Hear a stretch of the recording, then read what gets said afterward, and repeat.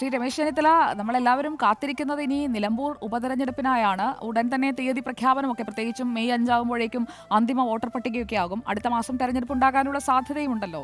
സ്ഥാനാർത്ഥി ആരാണ് എന്നതിലൊരു തീരുമാനത്തിലേക്ക്, ഒരു ഒറ്റപ്പേരിലേക്ക് എത്താൻ എന്തോ തടസ്സമുണ്ടെന്ന് കേട്ടിരുന്നു. ഒറ്റപ്പേരിലേക്ക് എത്താൻ എന്താണ് അവിടെ ഒരു തടസ്സം? തെരഞ്ഞെടുപ്പ് പ്രഖ്യാപിച്ചാൽ ഉടൻ തന്നെ UDF സ്ഥാനാർത്ഥിയെ പ്രഖ്യാപിക്കും. അതാണ് പുതുപ്പള്ളിയിലും തൃക്കാക്കരയിലും പാലക്കാടും ഞങ്ങൾ ചെയ്തത്. അതേ പാറ്റേൺ ആയിരിക്കും ഇത്തവണയും ഉണ്ടാകുന്നത്. ആര് വേണം എന്നുള്ള കാര്യം ചർച്ചകളിലൂടെ തീരുമാനിക്കും. താങ്കളുടെ ഒരു കാര്യം വളരെ വ്യക്തമാണ്. UDF ഇത്തവണ നിലമ്പൂർ ഞങ്ങൾ പിടിച്ചെടുത്തു. അതിനുവേണ്ടി തയ്യാറെടുത്താണ് UDF പ്രവർത്തകരും ജനങ്ങളും ഇന്ന് നിലപാടുകൾ സ്വീകരിക്കുന്നത്.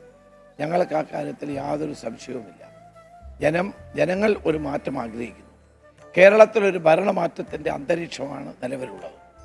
ആ മാറ്റം നിലമ്പൂരിൽ നിന്ന് ആരംഭിക്കുന്നു എന്നുള്ളതാണ് വസ്തുത. അപ്പോൾ നിലമ്പൂർ ഉപതെരഞ്ഞെടുപ്പിനെ ഒരു സെമി ഫൈനലായി 2026 സെമി ഫൈനലായി പ്രഖ്യാപിക്കുകയാണ്. PV അൻവർ ഇപ്പുറത്തേക്ക് വന്നത് അത് UDF ഗുണം ചെയ്യുമെന്നാണോ താങ്കൾ കരുതുന്നത്? തീർച്ചയായിട്ടും UDF പിന്തുണ കൊടുക്കാൻ PV അൻവർ തയ്യാറായിട്ടുണ്ട്. അത് ഞങ്ങൾ സന്തോഷപൂർവ്വം സ്വീകരിക്കുന്നുണ്ട്. അക്കാര്യത്തിലൊന്നും ഒരു സംശയവുമില്ല. എല്ലാവരെയും കൂട്ടി യോജിപ്പിച്ചുകൊണ്ട് ഒറ്റക്കെട്ടായി UDF തെരഞ്ഞെടുപ്പ് രംഗത്തേക്ക് പോകും. UDF വൻ വിജയം നേടും.